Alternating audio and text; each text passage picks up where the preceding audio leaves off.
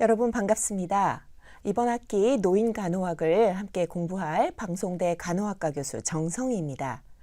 네, 노인 인구가 증가하면서 노인 간호에 대한 활동 영역이 넓어짐과 더불어서 노인 간호학의 비중 또한 매우 높아지고 있는데요. 여러분들 아마 그런 의미에서 노인 간호학 수업에 임하시리라 생각이 됩니다. 자, 우선 강의를 시작하기 전에 노인 간호학 과목이 어떻게 운영이 되고 어떠한 내용으로 진행이 되며 그리고 평가는 어떤 방식으로 이루어지는지 간략하게 소개를 먼저 드리도록 하겠습니다. 네, 여러분들이 이 노인 간호학을 공부하시게 되면 노화에 따른 변화와 노인의 발달 과업을 이해할 수 있어야 되겠습니다. 그리고 노년기에 흔히 발생하는 건강 문제를 해결할 수 있는 간호 지식과 기술을 습득할 수 있어야 되겠고요. 또 노인 대상자의 간호 활동에 접목할 수 있는 구체적인 방법들을 모색하고 실천할 수 있는 그런 준비가 되겠습니다. 네, 이러한 학습 목표를 가지고 우리가 강의를 이어가겠는데요. 15주차에 걸쳐서 이루어지는 본 강의가 일단 여러분들이 가지고 계시는 방송대 출판부에서 2015년에 출간한 노인간호학 교재를 중심으로 강의가 진행이 됩니다. 1주차에는 교재 1권과 1장과 2장에 해당하는 노인간호학의 변천과정 그리고 노년기의 변화를 중심으로 공부를 하겠고요. 그다음에 2주차에서는 교재 3장과 4장에 해당하는 내용으로서 노화이론과 노인사회 복지제도에 관한 내용을 다루도록 하겠습니다. 3주차에는 노인의료복지제도를 공부하게 됩니다. 그리고 4주차부터 2주차까지는 교과서에 있는 그 존 고든의 10개의 건강기능 양상 분류 틀에 근거해서 하나씩 한 주차씩 진행을 하게 됩니다. 따라서 4주차에는 건강지각 건강관리 양상, 5주차에는 영양대사 양상, 6주차는 배설, 7주차에는 휴식수면, 8주차 기동활동 양상에 대해서 공부하고요. 그 다음에 이제 감각지각 양상과 자기지각, 자기개념, 역할관계 양상, 생식기능 양상과 가치 신념 양상을 공부하게 되겠습니다. 그리고 나머지 13주차에서 15주차까지는 노인 장기 요양 시설에서 이루어지는 간호의 내용과 그러한 우리가 주의해야 될 점에 대해서 다루겠는데요. 우선 13주차에는 노인 장기 요양 시설과 간호를 중심으로 수업이 이루어지겠고요. 14주차는 노인 투약, 네, 시설에서 빈번하게 일어나는 투약의 문제들이 있죠. 그런 내용들을 다루게 되고 마지막에는 노인을 위한 적절한 치료적 간호 중재의 내용들에 대해서 공부하도록 하겠습니다. 네, 그리고 노인간호학 수업은 출석 수업이 진행됩니다. 출석 수업의 주제는 교재 11장에 해당하는 감각, 지각, 양상을 중심으로 진행이 되고요. 강의를 4시간 하고 실습 2시간을 하게 됩니다. 주요 내용은 아마 치매를 중심으로 이루어지겠고요. 실습 또한 치매 환자를 우리가 접할 때 제일 먼저 하게 되는 치매 사정 및 평가 도구를 직접 환자의 역할을 하면서 우리가 그 평가하는 그런 실습을 하게 됩니다. 네, 이렇게 해서 출석 수업을 마치게 되면 출석 수업 시험을 치르게 되는데요. 출석 수업 시험은 강의가 이루어지는 6시간 내에 모두 평가를 마치게 됩니다. 실습에 대한 내용을 평가하는 부분이 있어서 그 퀴즈가 15점 만점이고요. 실습한 내용을 보고서로 제출하는 것을 15점으로 해서 총 30점 만점을 부여합니다. 만일에 출석 수업을 못 나오시게 됐다 할 경우에는 대체 시험을 기존의 방법대로 보시면 되고 그때의 출제의 범위나 공부하실 내용은 출석 수업의 범위와 같습니다. 그리고 이제 나머지 70%에 대한 평가는 기말 시험을 통해서 얻으시면 되겠습니다. 네, 그러면 지금부터 이제 본격적으로 제1장 강의부터 시작을 하도록 하겠는데요. 우선 노인간호학이 어떻게 변천되어 왔는지 그 과정을 살펴보고 서양과 우리나라의 경우를 비교해 보도록 하겠습니다. 또 요즘 대두되고 있는 노인 전문 간호사 제도에 대해서도 살펴보고요. 그 다음에는 교재 2장에 해당하는 노화 현상, 우리가 간호를 적절하게 하기 위해서는 노화 현상을 긍정적으로 바라볼 수 있는 안목이 필요할 겁니다. 그래서 그 내용들, 또 노년기의 발달 과업과 노인 질병이 갖는 특수한 성질들을 몇 가지 살펴보고자 합니다. 자, 그러면 첫 번째 내용으로서 우리가 볼 것은 노인간호학의 변천 과정입니다. 자, 노인 인구가 증가되면서 노화와 관련된 다양한 문제들이 발생하고 있고 사회적인 변화를 반영하는 노인 관련 분야들이 점차 세분화되고 있습니다. 자, 우리가 노인, 노년 이런 얘기를 하는데요. 노년학은 기본적으로 인간이 노화를 하면서 경험하게 되는 그러한 변화들에 대한 전반적인 것들을 과학적으로 접근하는 그러한 학문이라고 할 수가 있습니다. 그래서 노화와 관련된 학문 영역의 종합적인 접근 방법을 여기서 얘기하는 거라고 보시면 되고요. 그 노년학의 주요 분야로서 우리가 거론하는 것으로는 예를 들면 노년 생물학, 노년 심리학, 노년 사회학, 노년 사회복지학, 노년의학, 그리고 노년 간호학 이런 내용들이 있겠죠. 자, 요것과는 조금 다르게 노인의 건강 문제를 중심으로 해서 의학적인 측면을 다루는 주로 노인의 질병과 장애를 치료하고자 하고 또는 예방하는 학문을 우리는 노년의학이라고 합니다. 그래서 영어로 할 때 우리가 지리아트릭스하고 제론톨로지하고 엄격하게 사실상 그 내용이 다루는 내용의 범위가 다르다라는 것을 일단 이해를 좀 하고 공부를 시작하시면 좋겠습니다.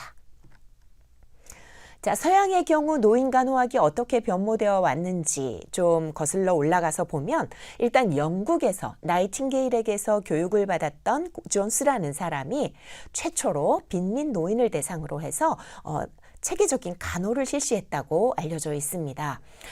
그 이후 노인 간호에 대한 학문적인 어떤 체계, 지식 체계가 정립되지는 않은 상태에서도 은퇴한 간호사들이 원시적인 형태로 양로원을 운영해 왔다고 하죠. 그러다가 제2차 세계대전을 중심으로 해서 노화에 대한 학문적인 관심이 증가하게 되고요. 1945년에 미국에서 미국 노년학회가 발족합니다. 그리고 나서 5년 정도 후에 최초로 노인 간호학이라는 교과서가 발간되게 되었습니다. 네, 그렇게 되면서 이제 미국 간호사협회죠. ANA에서 처음으로 노인 간호 분과라는 것이 구성이 되었고 1970년에는 노인 간호학 실무 기준이라는 것을 제정하기에 이릅니다.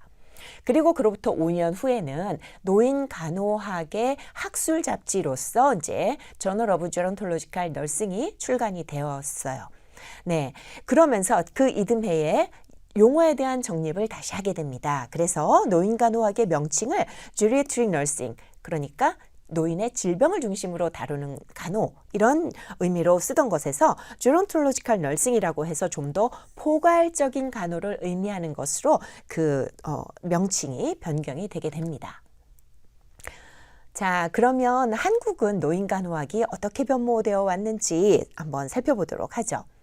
자, 일단 우리나라는 우리 너무 많이 들었는데요. 노령화가 정말 급속하게 이루어지는 대표적인 국가죠. 그래서 노인 인구가 1990년 기준으로 했을 때는 전체 인구의 약 5.1%를 차지했어요. 그랬는데 그 후로 약 14년 정도 경과된 후에 그 수치를 봤더니 12.4%로 2배 이상이 증가된 것을 볼 수가 있었고요.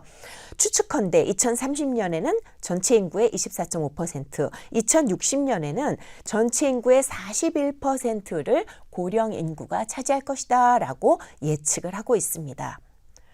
자, 이미 우리나라는 2000년에 65세 이상의 인구 비율이 전체 인구의 7.2%를 차지해서 고령화 사회로 진입을 했고 2016년도, 2017년도에는 고령 사회로 진입을 했습니다. 이 비율이 2015년에는 12.8%, 2018년에는 14.3% 이렇게 점차 증가를 하고요. 우리가 지금 추측컨대 2026년이 되면 전체 인구의 21.1%가 될 것이다라고 예측을 하고 있어서 그때가 되면은 우리는 초고령 사회로 진입하게 된다 이런 전망을 내놓고 있습니다. 자, 여기에서 우리가 용어를 조금 이제 알아두셔야 되겠죠? 그래서 유엔에 따른 그 정의를 보자면 고령화 사회를 세 가지 용어로 구분을 하고 있는데요. 고령화 되어가고 있는 사회를 말하죠. 이것은 전체 인구 중에서 65세 이상 노인 인구의 비율이 7% 이상에서 14% 미만인 경우 사회, 그리고 고령 사회는 14% 이상에서 20% 미만인 사회를 말하며 초고령 사회라는 것은 20% 이상을 차지하는 그런 사회를 일컫습니다. 이 고령화 사회의 분류, 유엔에서 정의하는 분류는 여러분들이 좀 암기를 해놓고 계시면 좋겠습니다. 네, 그래서 우리나라 통계청에서 발표한 최근의 자료들을 한번 살펴봤더니 평균 수명이 82.4세다. 2016년 기준으로 82.4세로 나타났는데요. 이때 남자는 79.3세고 여자가 85.4세인 것을 보고가 됐습니다. 이렇게 평균 수명이 연장된다라는 것은 결국 노령 인구가 증가하고 있다라는 것을 의미하는 것이고요. 자, 2015년에 65세 이상 고령 인구 중에서의 성비를 봤더니 2015년에는 여자 인구 100명당 남자가 72.5명이었으나 2060년이 되면 아마도 91.3명으로 계속적으로 성비가 증가할 것이다 라고 전망하고 있습니다. 자, 우리가 또 노인 간호를 할 때 알아야 할 주요한 개념 중에 노년 부양비와 노령화 지수라는 용어가 있습니다. 자, 노년 부양비라고 하는 거는 15에서 64세의 인구수, 즉 생산 가능 연령층이죠.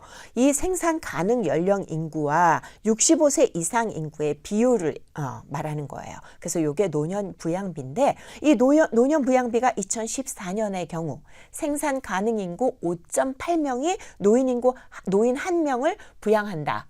이렇게 조사가 됐는데 2030년이 되면 생산 가능 인구 2.6명이 노인 1명을 부양하게 될 것이다. 이렇게 전망을 하고 있죠.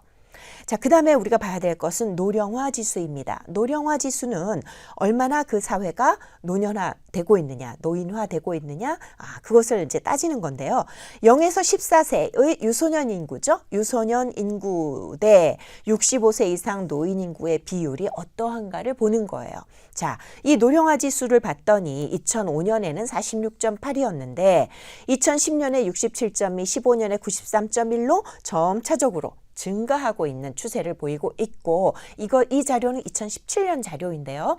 자, 2018년도 그러니까 올해 초죠. 올해 전반부에 지방자치단체별로 노령화 지수를 조사한 자료가 있습니다. 거기에 보면 각 지역 지자체 중에서 강원도가 제일 높은 수치를 나타냈는데요. 강원도의 노령화 지수가 무려 154.1. 그러니까 유소년 인구가 100명이라고 했을 때 노령화 65세 이상의 인구가 154.1명이라는 겁니다. 네, 이렇게 노년 인구의 비중이 굉장히 많다 하는 것을 우리가 조사를 통해서 이제 알 수가 있는 것이죠. 자, 그러면 우리나라의 경우 노인 관련 학문의 변화는 어떻게 있어 왔는지 한번 살펴보면요. 1978년에 한국 노년학회가 발족됐습니다. 그리고 2년 후에 한국 노년학 창간호가 발간이 됐죠. 자, 1999년이 되면서 우리 노인간호학회가 이제 발족이 됐는데요. 그러면서 더불어 노인간호학회지가 이때 바로 창간호가 발간이 됐습니다. 자, 2003년도에 우리나라의 전문 간호사 제도가 도입이 되면서 노인 분야도 신설이 되게 됩니다. 그래서 2004년도에 노인 전문 간호사 교육과정이 간호대학 을 중심으로 해서 교육기관 신청이 지정이 되면서 교육과정이 개설이 되게 됐고요. 대학원이 이 전문 간호사 교육기관으로 그 후에 지정이 됨에 따라서 석사 과정에서 전문 간호사 교육과정이 진행이 되고 있습니다. 자, 그러면 노인 전문 간호사 제도에 대해서도 상세히 좀 알아볼 필요가 있겠습니다. 자, 한국의 경우, 우리나라의 경우 노인 전문 간호사의 자격 기준이 어떤지 먼저 보도록 하겠습니다. 자, 해당 분야에서 3년 이상의 실무 경력을 가진 간호사여야 합니다. 이것을 기본으로 해서 보건복지부 장관이 지정하는 교육기관에서 해당 전문 간호 과정을 이수하고 자격 시험에 또 합격을 해야 되는 것으로 자격 기준을 정하고 있습니다. 자, 교육기관을 대학원 과정의 수준으로 정했죠. 그래서 이수학점은 전공 실습 과목 10학점을 포함해서 총 33학점으로 하고 있어요. 자, 그러면 노인 전문 간호사는 그냥 일반 간호사하고 뭐가 어떻게 역할 측면에서 뭐가 다른지 한번 살펴볼 필요가 있겠습니다. 자, 노인 전문 간호사의 경우에는 전문가적 간호실무 제공자의 역할을 해야 합니다. 자, 자기의 전문 분야에서 간호 관련 학문에 대한 넓은 지식과 기술을 기초로 해서 대상자에게 일반 기초 간호실무가 아닌 상급 간호실무를 제공할 것을 요구하고 있죠. 그리고 교육자로서의 역할, 일반 간호사의 경우에도 교육자 역할을 하고는 있습니다. 그러나 그보다 더 나아가서 환자 가족뿐 아니라 일반 간호사, 간호학생, 타 보건의료 인력을 대상으로 해서 교육을 실시하고요. 또 더 나아가서는 보수교육, 실무교육 프로그램, 이러한 교육 자료들을 개발하는 데 참여하게 됩니다. 또 뿐만 아니라 기존의 연구 결과들을 현장에 적용하는 주된 역할을 이 노인 전문 간호사들이 하게 되고요. 또 실무 중에 간호 문제가 발생했을 때 그러한 문제들을 연구 문제로 제시해서 그것을 연구 진행함으로써 임상에서의 연구 문제를 해결하고자 하는, 실무에서 나타나는 문제를 해결하는 그런 연구자의 역할 또한 매우 중요한 노인 전문 간호사의 역할이라고 하겠습니다. 그리고 변화 촉진자, 역할 모델, 옹호자, 이렇게 임상적인 지도력을 발휘하는 지도자의 역할 또한 하게 됩니다. 또 대상자의 간호질을 향상하기 위해서 환자 가족, 일반 간호사, 타 보건의료 인력을 대상으로 해서 상급 지식과 기술을 판단력을 사용해서 자문을 해주는 역할을 해야 됩니다. 그리고 일반 간호사 또 관련된 보건의료 인력들과 협동적인 관계를 형성하고 여러 가지 업무들, 환자를 중심으로 돌아가는 그런 모든 일들을 잘 코디네이트하는 그런 협동자의 역할들을 수행하는 것을 우리나라의 노인 전문 간호사에게 요구하고 있습니다. 자, 그러면 미국의 경우는 어떠할까요? 우리 지금까지 살펴본 한국의 노인 전문 간호사와 비교하면서 한번 살펴보도록 하죠. 자, 미국에서는 오래전부터 선진화된 전문 간호사 제도가 이미 정착이 되었고 약 50년 전에 노인 전문 간호사 제도가 도입이 되었습니다. 미국의 노인 전문 간호사들은 급성병원뿐 아니라 외래, 가정, 양로원 이렇게 급성에서 만성에 이르는 다양한 실무 현장에서 노인 건강관리에 주도적 역할을 담당하고 있습니다.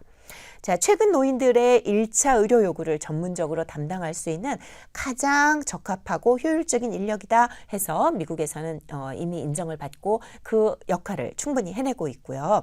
노인 전문 간호사, 즉 Geriatric Nurse Practitioner죠. GNP는 그 역할이 매우 활성화되어 있고 노인 의학자들과 연계가 되어서 주된 노인 건강 요원으로서 활동한다 하는 것이 보편화된 인식입니다.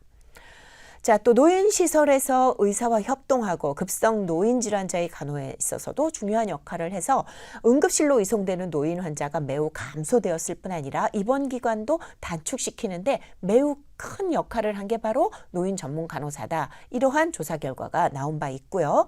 일부 지역에서는 아주 1차 간호를 제공하도록 하고 있습니다. 노인 전문 간호사가 APN의 한 분야로서 석사 과정에 해당하는 것으로 대부분의 NP 과정에서는 48학점 또 전공에 따라서는 650시간 이상의 실습 시간을 기본으로 요구하고 있어요. 그러니까 우리나라에서 아까 얘기했던 것하고 비교를 해보면 훨씬 많은 학점을 이수할 것, 그리고 훨씬 많은 실무 경험을 가질 것을 요구하고 있는 것을 볼 수가 있습니다. 그리고 이렇게 해서 전문 간호사 과정을 교육을 받고 나면 NP 그 자격을 인가된 기관에서 증명서를 발급받아서 활동을 하고 있습니다. 자, 이렇게 노인에게 흔히 발견되는 급성, 만성 상태에 대해서 진단하고 치료와 관리, 또 더 나아가서는 노화와 관련된 특별한 그런 교육을 받고 이렇게 지속적으로 받고 있고요. 그걸 통해서 숙련된 임상가로서 매우 큰 역할들을 해내고 있다고 볼 수 있습니다. 그래서 병력이나 신체 검진, 처방, 감독, 적절한 진단 검사 수행과 해석, 그렇죠. 이런 측면이 우리나라와 미국의 경우 NP가 굉장히 다른 측면이라고 볼 수가 있겠는데요. NP 미국에서는 클리닉을 운영하는 사례가 아주 많이 있고 처방권이 약간의 제한은 있지만 대부분의 일반적인 처방권은 다 가지고 있어서 그 클리닉에서 이제 업무를 수행하고 있죠. 또 약물 처방, 진단한 상태 관리를 위한 치료와 비약물 요법을 수행할 수 있고 상처 봉합, 상처 관리에 해당하는 모든 내용들, 그리고 마이너 트라우마의 그런 진단과 관리도 하고 있습니다. 뿐만 아니라 사례관리, 선별검사, 상담과 교육, 컨설턴트, 교육자, 행정가, 연구자로서 그 활동 범위가 매우 폭넓다고 이해를 하시면 되겠습니다. 자, 전문 간호사의 실무 범위는 그러면 어떻게 규정이 되느냐? 우리나라와는 다르죠. 그래서 법적으로, 제도적으로 이렇게 그 역할이나 업무 내용에 대해서 보장을 받고 있어요. 그래서 주나 연방의 법, 규칙, 전문 윤리 규정, 전문 실무 표준에 근거해서 그 능력 수준에 따라서 매우 다양한 실무 범위를 규정을 받고 있죠. 그러니까 결국 그것은 뭐냐면 역할에 대한 어떤 보장을 받는다는 거죠. 법적, 제도적으로. 네. 그리고 이제 이들이 일하는 곳은 굉장히 다양한, 여기 나온 모든 뭐 이런 클리닉이라 하는 것들은 일반 작은 병원을 말하는 거죠. 그래서 작은 의원급에서부터 다양한 수준의 롱텀 케어에 이르기까지 그러한 장소에서 독자적으로 혹은 협력을 해서 업무를 수행하고 있다 보시면 되겠고요. 또 특수한 영역에서 특수간호 제공자로서의 역할도 맡고 있는 것을 알 수가 있습니다. 네, 그러면 지금부터는 노화 현상에 대해서 보도록 하겠습니다. 자, 노화라는 것을 의료진들이 긍정적으로 받아들인다 하는 것은 굉장히 중요합니다. 자, 그럼 올바르게 우리가 좀 이해를 해봐야 될 텐데요. 노년기라고 하는 것은 각종 노화 현상이 두드러지고 신체, 정신, 사회, 문화적 기능의 저하가 현저하게 나타나는 시기예요. 그래서 그것을 본인이 깨달을 수도 있고 주변 사람들이 보고 인지할 수도 있는 것입니다. 이러한 시기를 우리는 노년기라고 하는데요. 노화라는 것은 사실상 정상적인 성장 발달의 한 부분이에요. 그리고 생물학적, 심리적, 사회적 노화의 과정을 전부 포함해서 노화 안에서 얘기를 해야 되겠고요. 우리가 노화에 동반되는 변화를 크게 세 가지로 나누어서 얘기를 합니다. 1차 노화, 2차, 3차 노화 현상. 자, 1차 노화 현상이라고 하는 거는 이제 신체적인 변화를 말해요. 그래서 이제 young old age라고 하죠. 그래서 50 중반 이후부터 이미 나타나는 여러 가지 신체적인 변화들. 예를 들면 노안이 왔다든가 이런 것들이 신체적인 변화라고 볼 수가 있어요. 그리고 나서 2차 노화 현상으로 또 얘기할 수 있는 것. 이것은 자주 있는 변화지만 반드시 동반되지는 않는 그러한 변화들을 이제 2차 노화 현상이라고 하는데요.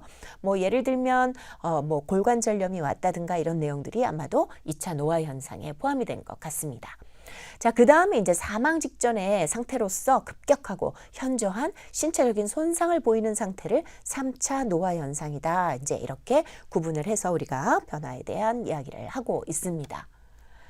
자, 노화 현상을 뭐 굉장히 다양한 측면에서 얘기를 할 수 있기 때문에 이 단원에서 폭넓은 내용들을 다 다룰 수는 없어요. 몇 가지만 기본적인 내용들을 좀 얘기를 해보면요. 일단 노화 중에 신체적인 노화 중에서 제일 먼저 꼽을 수 있는 거는 어때요? 이렇게 쭉 키가 줄어드는 모습을 볼 수 있고 몸이 굽어지는 걸 볼 수 있습니다. 이렇게 신체 계측상의 변화가 옵니다. 자, 척추의 변화가 오죠. 그러니까 추간판이 점점점 좁아지면서 이렇게 몸이 굽고 척추가 바르지 못하고 자꾸 굽어지는 현상들을 보이게 되면서 키가 작아지는 모습을 보이게 돼요. 관절과 특히 관절 중에서도 슬관절 같은 부분들의 굴곡이 증가하면서 신장이 이렇게 줄어드는 것에 또 많은 역할을 하죠. 자, 일반적으로 노화가 오면 체지방은 증가해요. 체지방이 증가하는 대신에 근육의 양이 감소하기 때문에 체중에 큰 변화는 없는 것이 보편적인 현상이라고 보시면 됩니다. 자, 그 다음에 이제 우리가 굉장히 싫어하는 변화 중에 하나가 바로 외모의 변화 중에 피부 탄력 저하죠. 네, 피부 탄력의 변화를 가장 눈에 띄게 볼 수 있는 게 얼굴에서 나타나는 변화인데요. 얼굴에서 보이는 피부 탄력성 저하는 대표적인 것을 우리는 주름살이 생겼다 이렇게 얘기를 합니다. 여기 보시는 사진은 똑같은 사람인데 젊을 때의 사진, 나이 들었을 때 노화로 인한 주름이 생겼을 때의 사진을 지금 보고 있어요. 네, 자, 주름은 얼굴에서 가장 크게 나타나는 변화라고 보시면 되겠는데요. 외측 안각에서부터 시작을 해서, 그러니까 눈 주변이죠. 그렇게 시작을 해서 입 주변, 턱, 목, 이마로 현저하게 그 변화가 나타나게 되겠고요. 앞면의 피부는 일단 기름기가 빠지고 물기 빠진다 이렇게 생각하면 돼요. 그래서 지방이 소실되고 수분이 저하되기 때문에 탄력이 줄어들 수밖에 없고 그렇게 되다 보니까 피부가 주름이 생기는 거죠. 또 하나의 요인은 점차적으로 이제 중력의 영향을 받아서 안검, 눈, 귀, 턱 이런 부분에서 피부가 아래로 처지는 현상들이 나타나게 됩니다. 또 나이가 점차 들수록 안구 주변, 안화 주변으로 지방이 점차 소실되다 보니까 눈이 왜 쑥 꺼졌다 우리가 그렇게 표현을 하죠. 그래서 안구가 함몰되는 그런 모습을 보이기도 하고요. 각막 주변부에는 윤상혼탁이라고 해서 눈동자 주변에 뿌옇게 맑지 않고 뿌연 모습으로 변화되는 그런 변성을 또 볼 수가 있습니다. 그리고 나이가 들면 자외선에 의해서 전체적으로 이렇게 구릿빛으로 예쁘게 타지 않고 얼룩얼룩하게 반점이 많이 생기죠. 그러한 얼룩 반점이 피부에 나타나는 이러한 변화들도 피부에서 나타나게 됩니다. 자, 그 다음에는 이제 골밀도의 변화가 아주 특징적으로 나타나게 돼요. 골밀도가 현저하게 저하된다. 또 추간판의 탄력도 현저하게 감소하죠. 자, 근육 측면에서 보자면 이 수의근은 근육의 힘과 크기가 감소합니다. 그리고 근육의 섬유질의 수와 단백질 양이 감소하게 되는데 그로 인해서 근육의 위축은 오지만 다행히도 근육의 강도에 큰 변화는 없는 것으로 알려져 있어요. 그렇기 때문에 뭘 해야 되느냐? 꾸준히 운동을 해서 근력 운동을 하면 근육의 강도가 그렇게 노화로 인해서 급격하게 줄어드는 그런 현상은 좀 막을 수 있다. 그래서 나이가 들수록 근력 운동을 해라 라는 이야기를 하고 있는 거죠. 그리고 근육의 탄력성 저하와 결합 조직의 유연성이 저하되다 보니까 또 이것과 더불어서 우리 석회화 같은 것들이 관절이나 근육 결체 조직에서 많이 나타나죠. 대표적으로 우리가 많이 호소하는 것이 바로 오십견내라고 하는 어깨 통증 같은 것들인데요. 석회화가 이제 잘 일어나기 때문에 갖게 되는 그러한 증상들입니다. 이러한 문제들이 있게 되니까 신체에서는 유연성이 떨어지게 돼요. 유연성이 줄어들게 되면 아무래도 ROM이 제대로 일어나지 못하게 돼서 운동성 장애로 연결이 되죠. 운동성이 장애가 발생하면 제일 우리가 겁나는 것 바로 낙상의 문제입니다. 그래서 노인에게서 우리가 사고로 굉장히 주의 깊게 관심을 가져야 되는 게 바로 낙상이라는 문제가 있겠죠. 자, 그리고 또 두드러진 노인의 변화, 노년기에 맞게 되는 변화는 바로 감각 기능의 저하입니다. 모든 감각이 다 퇴화가 되죠. 그래서 시력의 경우, 청력의 경우 전부 다 저하되고요. 입맛도 변하게 되고 냄새도 맞는 것이 이제 감각이 둔화되게 됩니다. 수정체 굴절 능력이 줄어들게 되다 보니까 원시가 되고 조절 능력도 떨어지게 되고 수정체의 조절 능력도 떨어지게 되고 해서 노안을 경험하게 되고요. 또 귀는 노인성 난청을 가져오게 됩니다. 또 수정체가 황색으로 변하고 눈으로 들어오는 빛의 양이 감소하며 적색과 황색을 이렇게 다른 색보다 더 잘 구분하는 두드러진 변화들이 나타나게 되겠고요. 운동 감각과 전정 감각이 저하돼요. 그러다 보니까 자세가 굉장히 불안정해서 이렇게 걷는 모습을 보면 이렇게 안정적이지 못한 모습을 보이게 되면서 이동을 할 때 걷거나 이제 이런 것을 할 때 균형 감각이 매우 떨어지는 그러한 모습들을 보이게 되는 것입니다. 자, 신체적으로는 이러한 변화들이 가장 두드러지는 것들이라고 볼 수가 있겠고요. 자, 그러면 이제 심리적인 측면에서는 어떠한 변화들이 있는지 대표적인 내용들을 좀 보도록 할까요? 자, 내향성과 수동성이 증가한다 이렇게 얘기하고 있습니다. 내향성, 그래서 외부의 자극에 반응하기보다는 자기의 감정이나 사고에 더 충실해요. 그러다 보니까 자기 틀 안에 갇혀 있는 것처럼 보이고 자기 중심적인 모습을 이제 노인들은 좀 많이 보이게 되는 거죠. 그리고 모든 문제를 능동적으로 해결해내기보다는 조금 누군가의 도움을 받으려고 하는 그런 수동적인 자세가 좀 강해지게 됩니다. 자, 그 다음에 이제 조심성과 경직성이 또 증가해요. 그래서 자신이 그동안 젊을 때 내내 해왔던 방법들에만 익숙해져서 그것을 벗어난 것을 굉장히 두려워하죠. 그래서 뭐든지 자꾸 확인하려 하고 이렇게 두려워하는 그런 모습들을 보이게 돼서 조심성이 굉장히 강해지고 그러다 보니까 판단이나 어떤 그런 행동을 할 때 경직성을 띈다 이렇게 볼 수가 있습니다. 또 여러 가지 이유들로 인해서 노년기가 되면 우울한 증상들이 많이 나타나게 되는데요. 근심, 침울하다, 실패감, 무력감, 무가치하다, 뭐 이런 자존감이 전반적으로 낮아지는 정서 상태를 더불어서 이제 가져오게 되는 게 바로 우울증 경향이 증가하기 때문에 더불어 나타나는 심리적인 어떤 양상이라고 보시면 되겠습니다. 또 노년기의 특징들 중에 여러분들 그런 모습 많이 보셨을 거예요. 옛날 얘기 많이 하십니다. 네, 이렇게 지나온 생을 회상하는 경향이 굉장히 두드러지고요. 이것을 긍정적으로 잘 활용을 하면 지난 시간의 회상을 통해서 갈등 요인을 발견해내고 새로운 의미로 받아들여서 해석하고 또 이 노화에 잘 적응해내게 낼 수 있게끔 우리가 회상요법이라는 것을 실시하곤 하지요. 그래서 치료적인 프로그램을 운영을 할 때 그런 이 시설이나 기관에서 회상요법을 많이 활용하는 것을 볼 수가 있는데요. 그게 바로 이런 노인들이 회상을 잘하는 특성을 가지고 있기 때문에 이렇게 활용을 할 수 있는 겁니다. 자, 그 다음에 친근한 사물에 대한 애착을 갖죠. 그래서 오래 사용해온 물건에 대한 애착이 굉장히 강해서 심하면 그 지저분하다고 자식들이 이렇게 보고 표현을 해요. 그래서 왜 이렇게 안 버리고 다 끼고 두십니까? 이런 경험들 아마 있으실 수 있겠는데요. 이렇게 노인들은 그 특성이 친근한 사물을 잘 못 버리고 자꾸 이렇게 쌓아두려는 그런 속성을 가지고 있기 때문에 그렇다. 왜냐하면 이러한 물건들이 그 노인에게 마음의 안락과 만족감을 줄 수 있기 때문이다. 이렇게 알려져 있습니다. 자, 그 다음에도 또 이제 노인이 되면 자아 개념이 변화하게 돼요. 자, 노인의 자아상은 여러 가지 요인이 결합이 돼서 물론 나타납니다. 그래서 이 의미 있는 타인과의 상호작용, 그리고 과거의 경험, 현재 일어나고 있는 상호작용의 특성이라고 볼 수가 있겠는데요.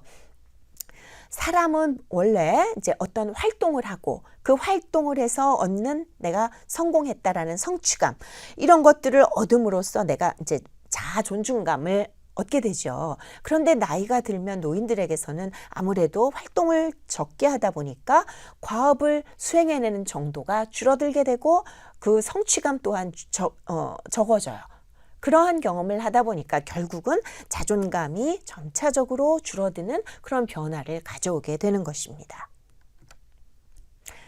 네, 자, 노년기에 나타나는 여러 가지 변화들은 사실 굉장히 많고요. 이것들은 차차 앞으로 강론을 통해서 또 다루도록 하겠습니다.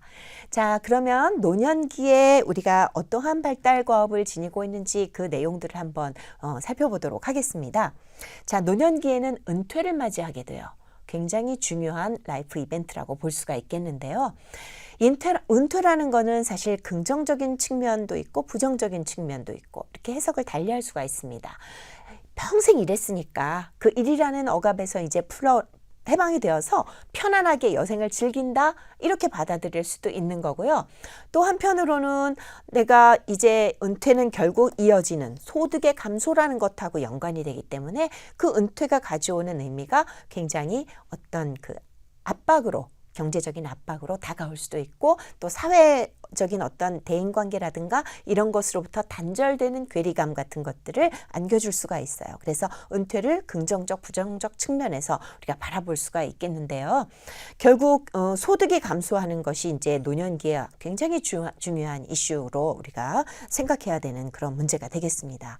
자, 퇴직 후의 변화에 대해서 잘 적응을 하는 것이 굉장히 중요한 노년기의 과업이라고 볼 수가 있겠는데요. 어떻게 하는 것이 좋은 거냐? 이거는 물론 개인마다 다를 겁니다. 자신이 처한 환경에서 자기가 퇴직을 했을 때 잘 긍정적으로 적응해 갈 수 있게끔 노력을 해야 될 텐데, 일반적인 내용들을 보자면 여기 좀 설명을 하고 있는데요.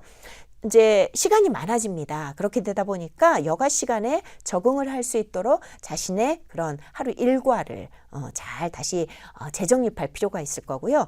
변화된 수입이 물론 일을 놓게 되면 수입이 줄어들 수밖에 없습니다. 그래서 그에 맞추어서 생활 방식을 바꿔나가는 노력도 또한 있어야 되겠습니다. 그리고 주거 형태에서도 변화가 올 수 있겠고요. 특히 이제 일을 놓고 집에 있게 되는 남자의 경우에는 가사분담, 자기 부인과 가사분담을 또 적절하게 하려고 하는 그런 노력, 그런 변화가 물론 있어야 될 거고, 자녀 관계에 대해서도 재정립을 할 필요가 있습니다. 또 우리가 멀리하고 싶지만 불가피하게 생각할 수밖에 없는 게 바로 노년기에는 죽음을 생각해야 되는 거예요. 그래서 죽음에 대해서 현실적으로 받아들이고자 하는 노력을 해야 되고, 이것을 하기 위해서는 부부간의 많은 대화를, 죽음에 관해서 많은 대화를 평소에 나누는 것이 좋다고 하죠. 그리고 또 노년기에 맞게 되는 굉장한 스트레스가 바로 배우자와의 사별이라고 합니다. 자, 배우자와의 사별이 인간이 가질 수 있는 스트레스를 중에 가장 강한 스트레스라고 해요. 그만큼 이 배우자와 사별하는 것이 중요한 문제가 되겠는데요. 그렇게 되면서 혼자가 되게 되는데, 그 혼자가 된다라는 것은 여러 가지 의미를 갖게 됩니다. 수입이 감소하고 친구를 잃게 되고 사교생활, 대인관계가 끊기게 되는 일도 많을 거예요. 또 새로운 책임, 이제 내가 부부간에 함께 하던 것을 나 혼자 해결해내야 된다라는 새로운 책임의 부여, 이렇게 다양한 많은 문제들, 다양한 많은 변화들에 이제 적응해 가야 되는 그런 문제가 수반되게 됩니다. 자, 배우자를 상실하게 되면 배우자뿐이 아니라 우리가 누군가를 죽음으로 인해서 사별을 하게 되면 1년 정도를 애도의 기간으로 생각을 하죠. 그래서 이렇게 노인의 경우에도 배우자를 상실하고 약 1년 동안은 애도의 기간이기 때문에요. 이때는 현실적으로 사물을 어떻게 보는 것이나 판단하는 것이나 이런 것들이 이렇게 현실적으로 되지 않고 힘든 시기가 됩니다. 그렇기 때문에 이때는 이제 이렇다라고 하는 사실을 잘 받아들이고 노인을 대해야 될 것입니다. 그리고 또 요즘에 이제 사회 문제로 많이 되고 있는 것이 노인의 재혼 문제죠. 뭐 자녀와 얽힌 것들도 있고 해서 굉장히 사회적으로 이제 이슈가 많이 되고 있는데요. 과거만 해도 노인이 재혼을 한다, 이런 문제가 별로 그렇게 두드러진 사회 문제가 못 되었었어요. 부정적인 시각을 갖게 했었기 때문에. 그러나 최근에는 이제 평균 생존 수명이 늘어나다 보니까 아무래도 재혼에 대해서 생각하는 노인들이 많아지고, 우리가 그것들을 긍정적인 측면에서 바라보려고 하는 노력이 필요한 시점이라고 보고 있습니다. 네, 그 다음은 이제 노인 질병의 특성에 대해서 살펴보도록 하겠습니다. 이것도 또한 노인의 신체 부위별로 다양한 특성들을 지니게 되고 변화를 맞게 되지만, 이 단원에서는 아주 간략하게 개괄적인 특성들을 중심으로 해서 보려고 해요. 노인이 되면 생리적으로 우리가 항상성 기전이라고 알고 있죠. 그 항상성 기전이, 유지 능력이 굉장히 떨어지게 됩니다. 그래서 다양한 측면에서의 항상성이 전부 저하돼요. 제대로 유지가 못 돼요. 그러다 보니까 어떤 치료를 받는다, 수술을 받는다 하는 위기가 닥쳤을 때 거기에 대응할 수 있는 능력이 젊을 때보다 많이 떨어진다. 예비 잔존 능력이 저하된 상태라는 것을 인정하고 그것들을 감안하고 어떠한 치료나 시술을 하는 그런 것도 굉장히 필요할 것이고요. 또 이때 약물에 대한 것을 우리가 많이 고려를 해야 됩니다. 우리가 노인이 되면 다양한 만성질환을 가지고 있고 굉장히 많은 질병에 시달리게 되죠. 그렇게 되다 보니 약물 투여가 굉장히 증가하게 돼요. 그런데 노인은 여러 가지 그 약물을 해독하게 되는 다양한 관여하는 기관들도 기능들이 약화되기 때문에 약물을 잘못 복용했을 때 나타나는 데미지가 굉장히 크게 되겠습니다. 그래서 신장 기능, 간 기능에 약화가 있을 수 있기 때문에 약물의 흡수나 해독, 그리고 배설 기능이 젊을 때하고는 환희하게 다르다. 그래서 약물 복용량에 신중을 기해야만 한다. 이런 것이고요. 또 이 병리적인 소견이 만약에 생겼다 해도 이게 생리적인 노화 때문에 나타나는 변화인지 정말로 건강상에 어떤 문제가 있어서 이게 발생한 건지에 대한 디디가 명확하게 되기 힘들 수가 있어요. 이러한 특징이 있다는 것을 알아야 되겠습니다. 또 질병에 대해서 굉장히 증상에 있어서 개인차가 있습니다. 그래서 개인차가 있고 노화의 정도도 차이가 많죠. 그래서 주변에서 노인을 보면 저분은 60대 같지 않다. 저분은 왜 60대인데 80대처럼 보이냐? 이렇게 우리가 개인마다 노화의 속도가 굉장히 다른 것을 실제로 보고 있는데요. 자, 일반적으로 일단 증상이 없거나 비전형적이고 개인차가 크다라는 것을 우리가 개념을 가지고 있어야 되겠고요. 노인의 경우는 그 질병의 특징적인 증상, 우리가 교과서적인 어떤 질병이 나타났을 때 이 질병은 교과서적으로 이러한 병리적인 순서를 거치게 된다라는 것이 있는데, 그러한 교과서적인 순서에서 조금 벗어나게 됩니다. 노인이 되면. 그래서 이게 A라는 질병일까라는 것을 판단하고 진단을 확진을 하기까지 굉장히 혼돈스러운 과정을 많이 거치게 돼요. 그래서 모호하고 진단이 어렵다. 그렇게 되다 보니까 오랜 시간 경험한 개인의 병력이나 생활력에 따라서 그 개인에게, 노인에게 영향을 많이 미치게 돼서 증상이 나타나는 그 정도가 개인마다 다르게 된다.